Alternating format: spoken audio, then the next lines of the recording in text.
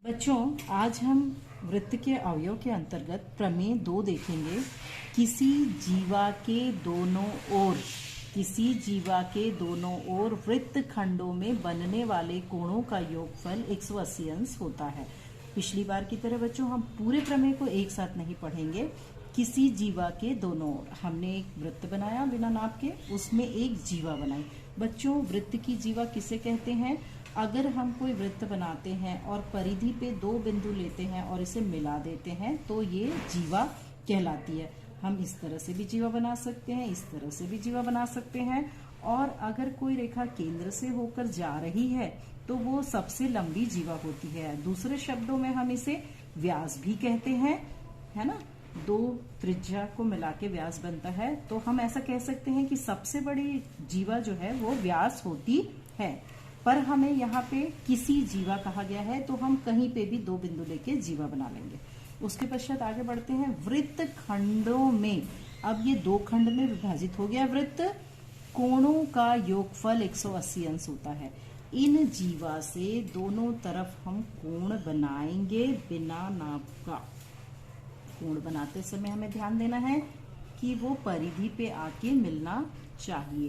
तो हम एक तरफ बनाए वृत्तखंड के, अब हम दूसरी तरफ बिना नाप के एक कोण परिधि से मिलाते हुए बना लेंगे। और हमें प्रमेय ये कह रहा है कि इन दोनों जो कोण होंगे, ये जो कोण हमें प्राप्त हुए हैं, हम इनका नाम दे देते हैं अगर ए और बी।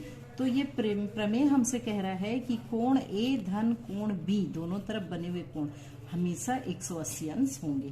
तो चलिए बच्चों, हम इसे चेक करते हैं क्या ऐसा सत्य है।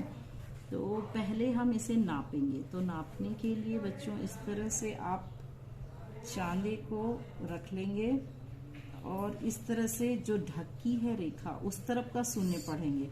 और ये हमारा है 100 और हम देख रहे हैं कि 110 में एक कम, अर्थात कितना होगा बच्चों?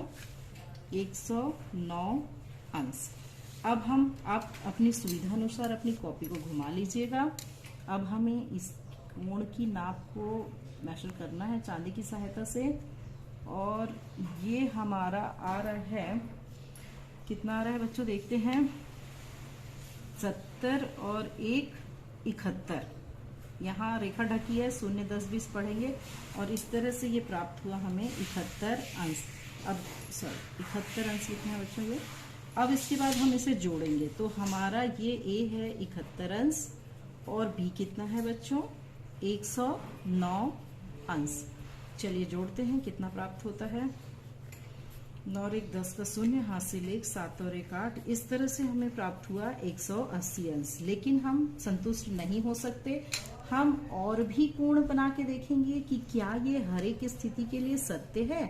तो हम फिर से वृत्त के एक तरफ हमने कोण बनाया और दूसरी तरफ हम कोण बना रहे हैं।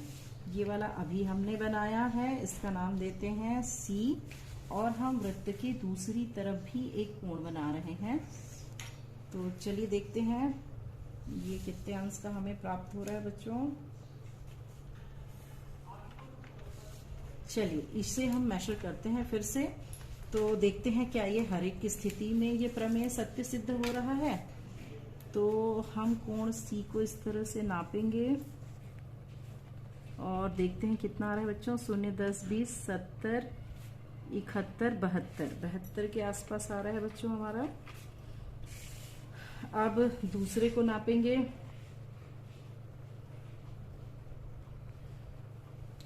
अभी हमारी बाएं तरफ जो है चांदे से रेखा ढकी हुई है तो हम उसका 10 20 पढ़ेंगे। तो इस तरह से हमने देखा कि ये 110 से 2 कम अर्थात 108 प्राप्त हुई है। चलिए अब इसको हम जोड़ के देखते हैं। इसमें हमें पहला कोण मिला 72 अंश और दूसरा मिला 108 अंश।